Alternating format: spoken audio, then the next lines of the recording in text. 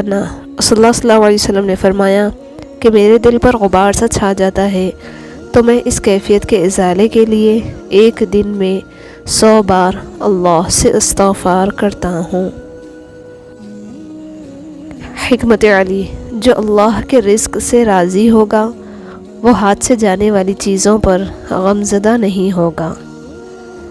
تمہارے ہاتھ سے اگر کوئی دنیاوی شے نکل جائے تو رنجیدہ نہ ہونا، اور اگر تم نے کسی پر احسان کیا ہے تو اسے مت جتانا۔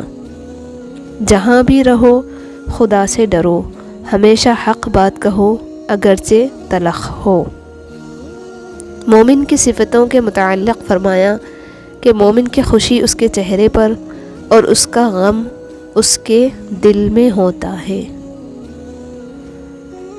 جو انسان یہ سمجھتا ہے کہ اللہ جو کرتا ہے وہ ہمارے لیے بہتر ہوتا ہے